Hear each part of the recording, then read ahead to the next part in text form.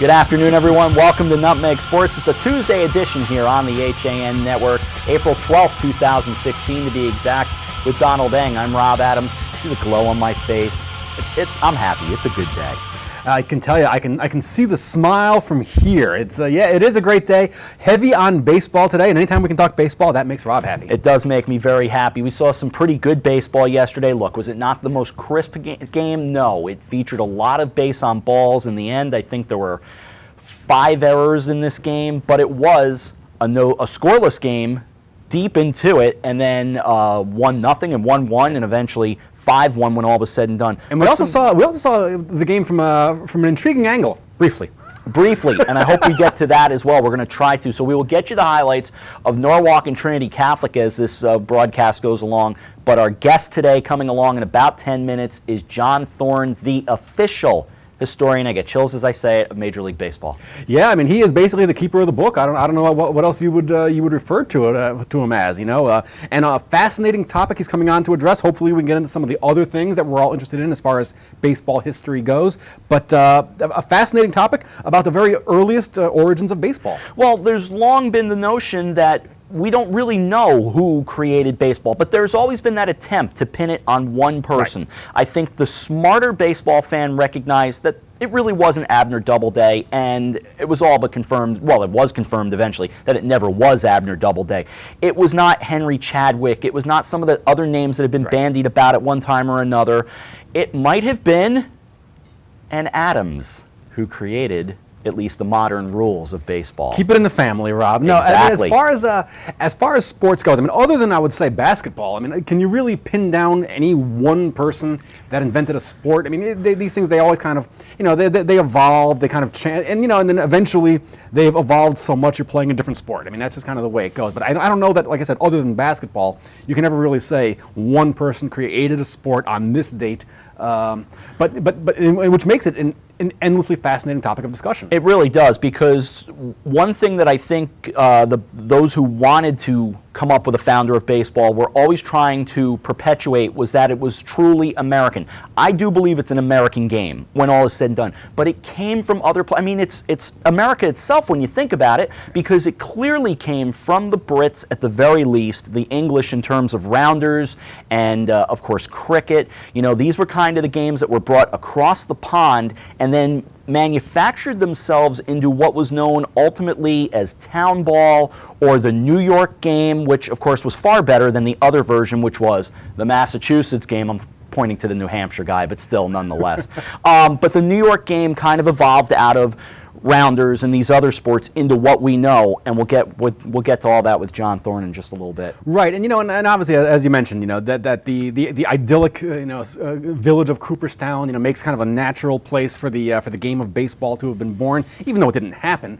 But and there's nothing wrong with that. I mean, for example, like baseball and hot dogs. At some level, I know that they came from somewhere else, but they can be American. We've adopted them, we've made them our own, and it has become part of part of America. Mythology is part of what we are. I think and fables and all of that, and I think that all combines. And in the end, in Cooperstown, as we all know, it's worked out just fine. It's worked out just fine. You can't pick too much of a nicer place to go. No, you really can't. I've never actually been up there. I've been to Saratoga, which I thought was great. Also, that whole region. Once you get about 25 miles up above the city, it becomes a fascinating place to be. And yeah, I mean, as we were mentioning about Abner Doubleday, if he had invented baseball, he never mentioned it. I mean, he was a prodigious writer, and never mentioned it. Never mentioned that minor aspect of his life. He wrote about everything he did in his life. He wrote about what he was thinking, what he was feeling during the Battle of Gettysburg. Never mentioned inventing baseball. You'd think he would. Okay, while we have a little bit of time on this edition of Nutmeg Sports, we're trying to let's see, what way should we go here? We're making this up on the fly. Should we go highlights or athlete of the week? Guys, what do you think? We're going highlights first. We'll go to athlete of the week later on in the show. We'll start with the highlights of yesterday's baseball game, as you saw it right here on the HAN Network. No time like the present to bring you right in to Cubetta Stadium in Stamford. Good afternoon, everyone. I'm Rob Adams. And the pitch. Pulled to short. Grabbed there by Donahue. Goes to the bag. And the inning is over. 6-4 on the putout, living dangerously. They get out of it. No runs, no hits. Have fallen victim to it. Here's Riddle. They bunt. Back to the mound, taking a look. Searles. He'll throw to first and throw it away. Turning Hazard, coming to the plate. No throw. 1-0 Trinity Catholic. The letters. The right-handed batter waiting. He swings and lines it in the left center field. It's a base hit. Riddle on his horse, rounds third. He will come on. The throw to third is going to be in time. They get him there. Does the run score? The run does score. Umpires are talking. Out. No. The run will not score. The run will not score, and that's going to bring chaos into this ballpark. First base is open, Singewald on deck. Just reaches for it to first. Dane will touch the bag. Scoring is Liriano. We're knotted at 1, and what a wonderful at-bat for Ryan Searles. And he golfs it into center field. A long run. This is over the head of Bernard. Scoring, Gonzalez. Ortiz rounds third. The throw will be cut off. A 2 RBI double for Ed O'Hara. Norwalk takes a 3-1 lead. And still nobody out. He swings. Down the line, it's a fair ball. 1 run will score. Hitting third, coming on, Montero. A 2 RBI double. The floodgates are open. 5-1 Norwalk. Pitch on the way. Soft liner, bounces, pinballs, picked up, throw to first, got him, ball game over.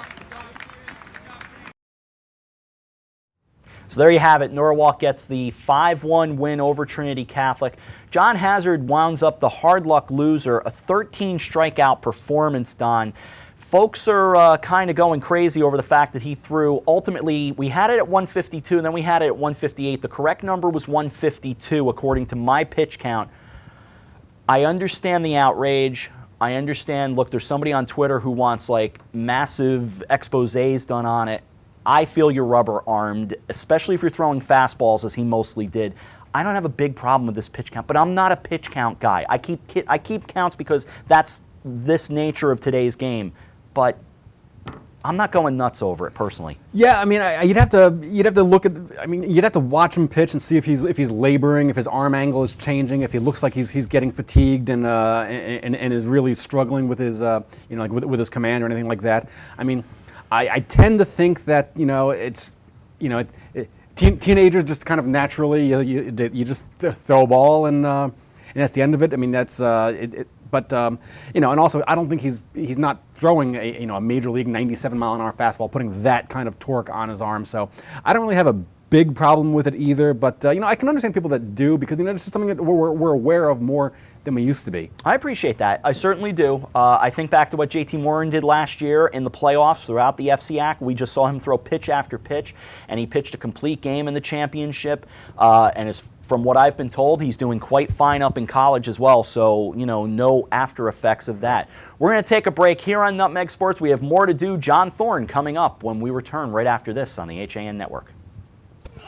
Had a sports injury or slip and fall that needs immediate care? Coastal Ortho Express Urgent Care gives you direct access to an orthopedic specialist fast without an appointment. Biking, golf, tennis, soccer, whatever the sports injury is, sprain or fracture, Coastal Ortho Express can help. Coastal Ortho Express Urgent Care open Monday through Saturday in the iPark building at 761 Main Avenue in Norwalk, or go to coastalorthoexpress.com. That's coastalorthoexpress.com. Like them on Walter Stewart's Market in New Canaan is your time-saving local shopping destination for the best of spring. Find many of your favorite products, from great specials on everyday items to the freshest organic produce, artisanal cheeses, and grass-fed steaks. Chop off your knives to be sharpened. Grab a beautiful bouquet of spring flowers and stop in next door for a wine tasting. Plus, their personable staff is always ready to lend a helping hand. So stop in to Walter Stewart's Market, 229 Elm Street today, or shop online at stewartsmarket.com. At the Sylvan Learning Center of Darien, experienced teachers and personalized academic support equals superior results. Our certified teachers uncover skill gaps, address specific needs, and help students realize greater academic success and increased confidence. We're enrolling now. Individualized after-school tutoring in reading, math, history, elementary math, algebra, geometry, calculus, high school science, and study skills. For a free consultation, call 203-655-3276 or email gmcsylvan@gmail.com. At the Join Sylvan the HAN Network and Make-A-Wish Connecticut to help make travel wishes come true for local kids with life-threatening medical conditions. Donate your unused airline miles to the HAN Network Wishes in Flight campaign. Over 70% of wishes granted involve travel, and your unused airline miles can help make kids' dreams become a reality. Plus, once you donate your miles to Make-A-Wish, they will never expire.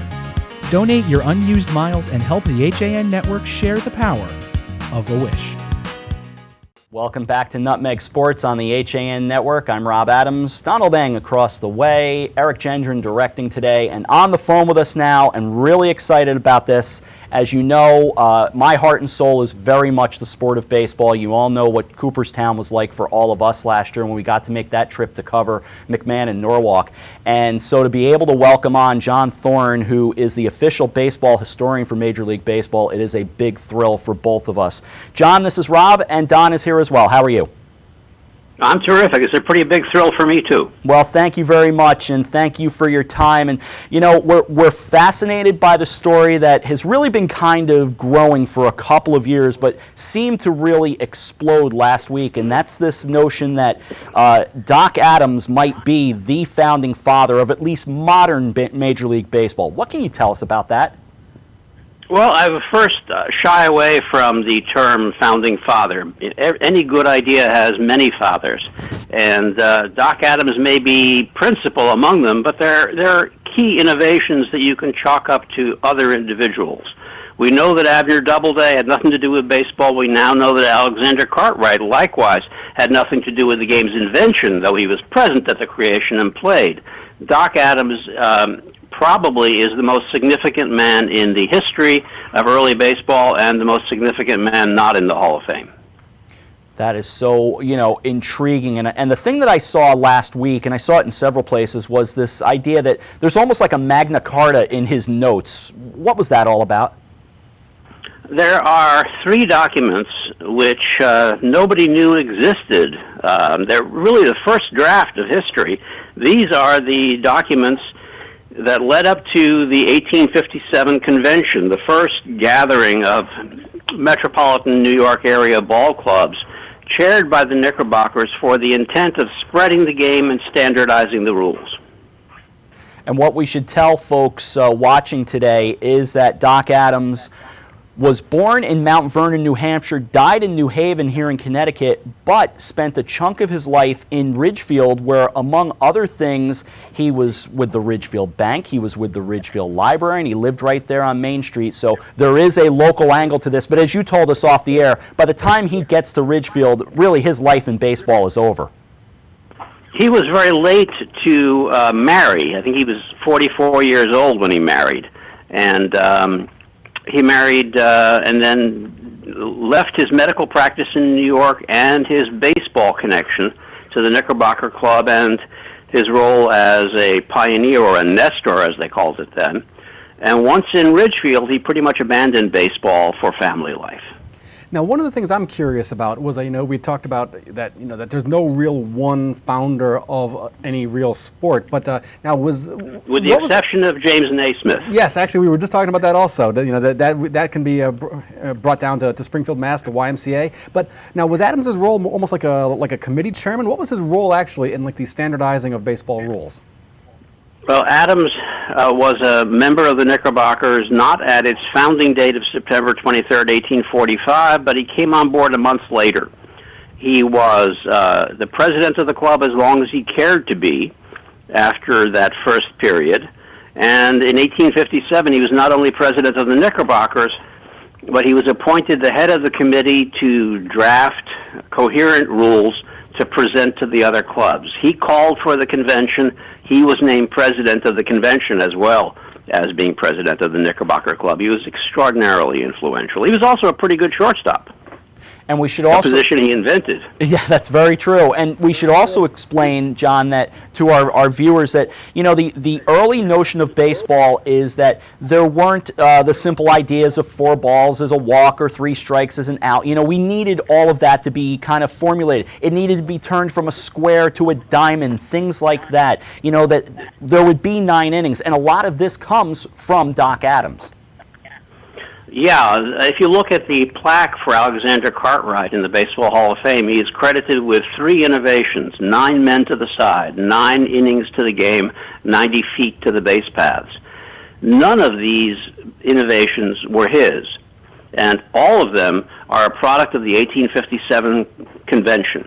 Those rules came in 1857, and you can see Adams' fingerprints on all of it. And if you want to read the definitive biography, at least from what I've seen so far, of Doc Adams, you can find it on the Society for American Baseball Research, SABR. And of course, John Thorne was the one to write that. Don? Yeah, that's an amazing coincidence. Speaking of people that are not in the Hall of Fame, Rob and I have talked about it before, but tell us about where does the Abner Doubleday story come from? This idea that someone just kind of sketched out a game of baseball in idyllic Cooperstown, New York. Oh, well, I wrote a whole book on this subject, Baseball in the Garden of Eden. You're the right man to ask. 2011, but I'll give you the quick take on it. Albert Spalding and Henry Chadwick, Spalding being American-born, Chadwick English-born, had a long-standing debate over whether baseball originated in England or whether it originated in America. Spalding wished for baseball to have an American dad for patriotic reasons and also to help spread his sporting goods empire worldwide. When the argument or when the joke between the two of them became a little heated, Spalding prompted the formation of a commission headed by his old friend A.G. Mills to investigate the origins of baseball. They took 3 years, didn't do a whole lot, and on the last day of the commission's tenure, the chairman declared that baseball was invented by Abner Doubleday in Cooperstown in either 1839 or 1840, based upon the testimony of one deranged mining engineer from Denver. And thus we got Abner Doubleday, who went to his grave in 1893 not knowing he invented baseball.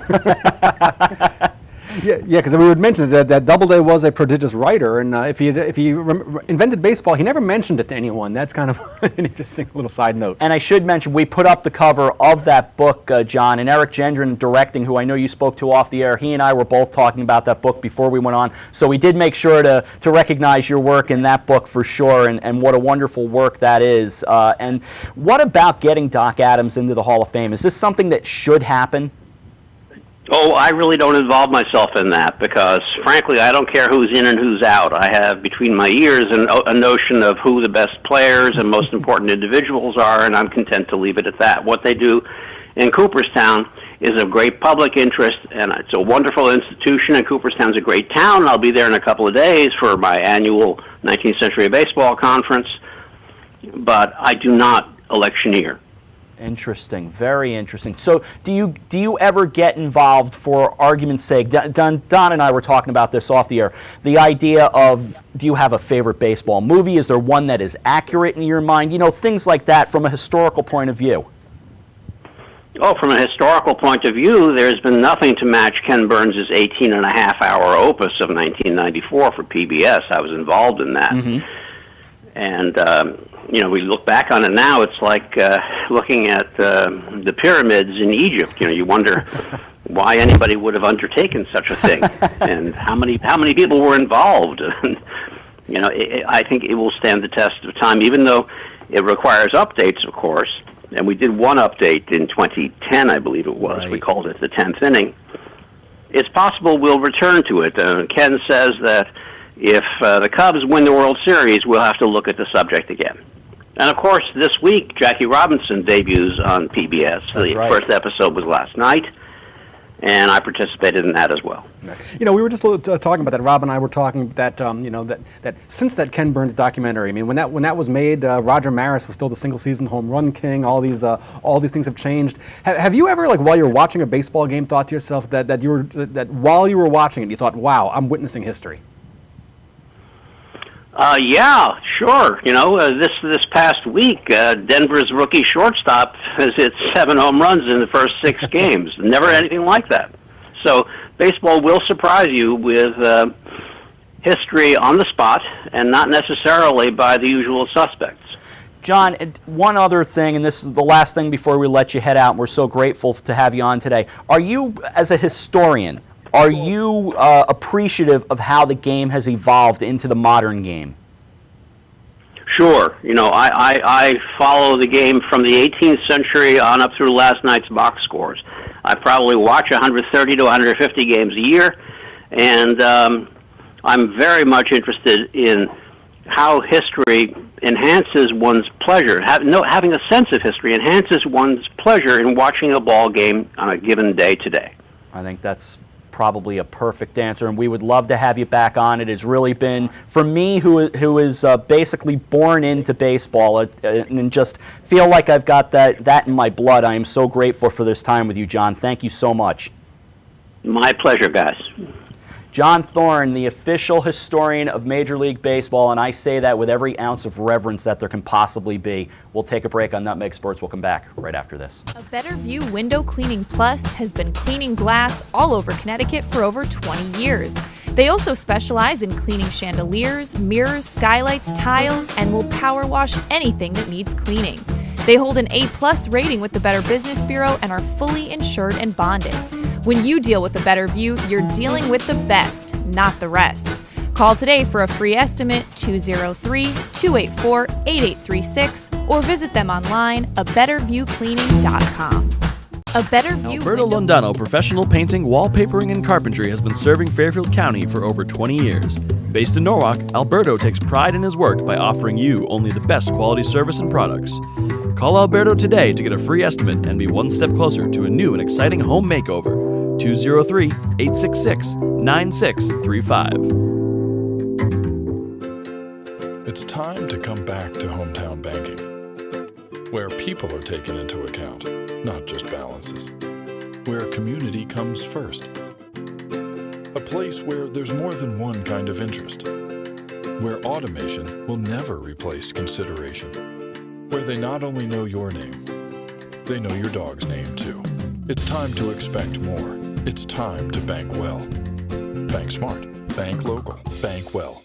I'm Kate Chaplinsky. Join us for Coffee Break weekdays at 11 to get the latest Connecticut news, weather, high school sports, and more. News doesn't get any more local than on Coffee Break on the HAN Network. Welcome back to Nutmeg Sports. I've interviewed a lot of people, a lot of famous people. I don't get starstruck too often, but there was something about John Thorne that was pretty cool for me. Well, definitely a thrill. Someone who essentially, like when we watch games and we think, wow, that's historic. We're talking to the person whose judgment it is to determine that. He's the keeper of the book, so to speak, on a sport. Baseball is just, it's just baseball is America. Baseball is, fathers and kids and parents and kids watching baseball and talking about baseball and talking about who you saw play and who they're seeing play now. It just, it is a thrill. Yeah, there are a few people, few people have said that they'll consider me to be an historian when it comes to baseball. I can't hold a candle to John Thorne or to Marty Appel, who really wrote the definitive Yankees book, and I've spoken with him a couple of times over the years, and wow, that was pretty cool. We could have talked to him for days. Oh, wow. We got some other stuff to get to, including heading back to the baseball diamond from yesterday and taking a look at, we have a new camera angle that we can show you, and you saw it in some of the highlights, and Doug Smith did just a fantastic job building this little birdhouse that we're putting one of our cameras in. Check out that angle right there. You can see the ball in flight, and this is only in the first inning as the ball came back, and well, it sort of clipped our camera box, our birdhouse, but it survived the impact. Only a cable got, knocked loose, and we were right back on a few seconds later. It gives a great perspective of the game because I've been to a lot of baseball games, and a lot of times I find myself just like shaking in fear if I'm sitting like behind the first base or third base dugout. So it gives a great angle, great perspective. I almost feel like it's like an umpire view of the game. In fact, if you follow me on Twitter at @double5 DOUBLE5 or any of our Hersom Acorn or HAN Network Twitter feeds, you know that we are all about the GIF, as they say. to paraphrase Meghan Trainor. And we've got a GIF put up right now, in fact, of that ball hitting the camera. So GIF? cool. A GIF. GIF? GIF? I don't. I keep getting told different ways to pronounce it, Don. I don't know. I get yelled at for saying GIF a week or so ago. Is it GIF? Kate's saying GIF. Kate's saying GIF. You're saying GIF. I thought the guy who invented it says it's GIF. I don't know. We're in the middle of it. We got a show to handle here. We should get to Athletes of the Week for week number 1. We should. Well, but they are back. Week number 1 of the spring sports. We'll start it off with the Male Athlete of the Week nominees. Danny Hoffman, Trumbull Lacrosse, is your first nominee. 4 goals, including the game winner, as the Eagles beat St. Joe's 10-9 on April 4th. Andrew Matthews of Brian McMahon Baseball is our next nominee. A win and a save during the first week of action. The Senators began the season with 3 straight victories. Andrew Matthews, Brian McMahon. New Canaan Lacrosse junior goalie Drew Morris had 13 saves in the Rams' 8-7 victory over perennial state contender Fairfield Prep on April 6th at Dunning Field. 2 of them came in the last 42 seconds of the game. And I will tell you this about Drew Morris. He was our post-game interview after they beat Fairfield Prep 8-7. What a great young man. What a great guy to talk to. Really an enjoyable, solid interview worth seeing in our archives. Tony DiPreta of Stanford Lacrosse is up next. 5 goals. The Black Knights win over Bridgeport Central 16-5 back on April 5th.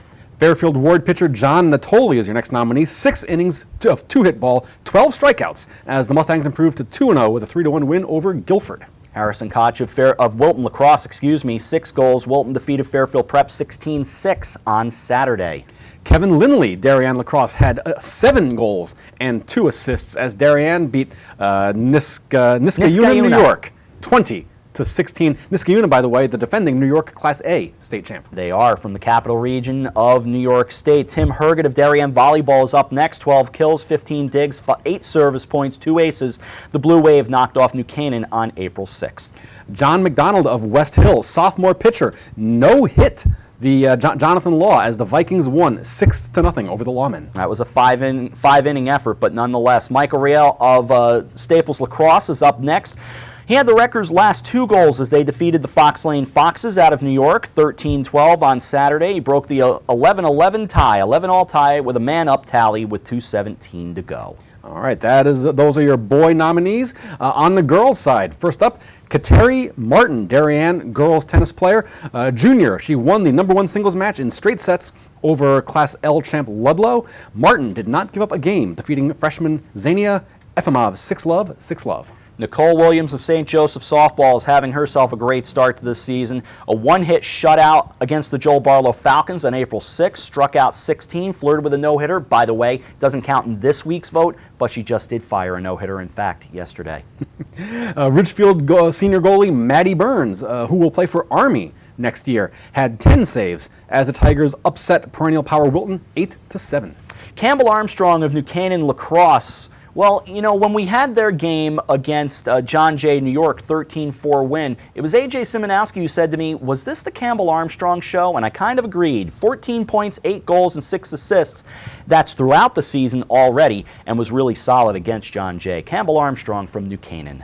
Staying with lacrosse, Laura Murphy of Darien had 4 goals as the Wave opened their season with a 12-9 victory over Yorktown, New York, and she had 3 more in a win over Fairfield Ward. We moved to Fairfield Ward golf. Erica De La Garrigue, playing through windy conditions, earned medalist honors shooting a 44. The Mustangs defeated Darien at Smith Richardson. Ludlow lacrosse player Regan Steed had 5 goals and 4 assists as the Falcons beat Old Saybrook 13-9 on the road. Kate Romanchik of Trumbull Track and Field posted wins in the 800 and 1600. The Eagles defeated St. Joseph 86-51. Jen Krupa, Stanford Lacrosse, had a hat trick as the Black Knights beat Brian McMahon 8-3 for their second win of the season. And last but not least, Gabby Catino of Norwalk Softball went 4 for 4 at the plate, a triple, 2 doubles. Norwalk High beat Colby Cathedral 13-4 last Wednesday. She also drove in 3 runs. Heck of a day right there. And with all that said, Don, that's a wrap.